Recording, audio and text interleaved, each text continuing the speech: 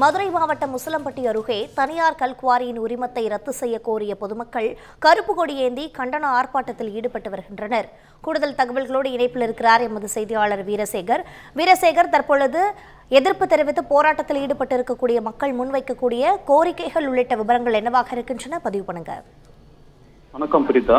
மதுரை மாவட்டம் உசிலம்பட்டி அருகே உள்ள சேடப்பட்டி ஊராட்சி ஒன்றியத்துக்கு உட்பட்ட பாப்பிநாயக்கம்பட்டி ஊராட்சிக்கு உட்பட்ட சங்கரலிங்கபுரம் அருகில் உள்ள ஓணாங்கரடு பகுதியில் தனியார் கல்குவாரிக்கு வழங்கிய உரிமத்தை ரத்து செய்ய கோரி பாப்பிநாயக்கம்பட்டி, சங்கரலிங்கபுரம், டி ராமநாதபுரம், செல்லாயிபுரம் என 4 கிராம மக்கள் ஒன்றிணைந்து கிராமங்களில் கருப்பு கொடி ஏற்றி எதிர்ப்பு தெரிவித்த சூழலில் தொடர்ந்து ஓணாங்கரடு பகுதியில் உள்ள கல்குவாரியில் 100க்கும் மேற்பட்ட கிராம மக்கள் கருப்பு கொடி ஏந்தி ஊர்வலமாக சென்று கல்குவாரியை முற்றுகையிட்டு கண்டன கோஷங்கள் எழுப்பியும் கண்டன ஆர்ப்பாட்டத்தில் ஈடுபட்டதால் பரபரப்பு ஏற்பட்டது.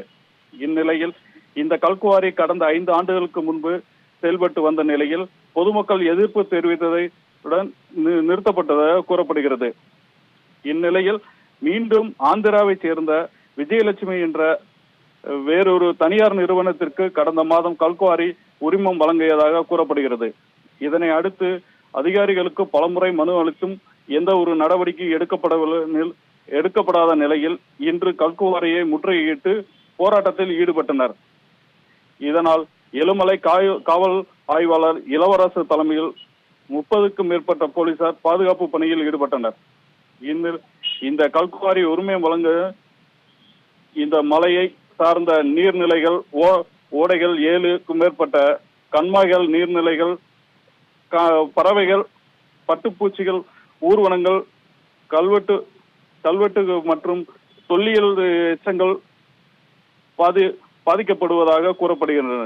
மேலும் இந்த கல்குவாரி உரிமத்தை தமிழக அரசு ரத்து செய்யவில்லை என்றால் அனைத்து கிராம மக்களையும் திரட்டி உசிலம்பட்டி சார் ஆட்சியர் அலுவலகத்தை முற்றுகையிட்டு போராட்டத்தில் ஈடுபட போவதாக தெரிவித்துள்ளனர். பிரீதா.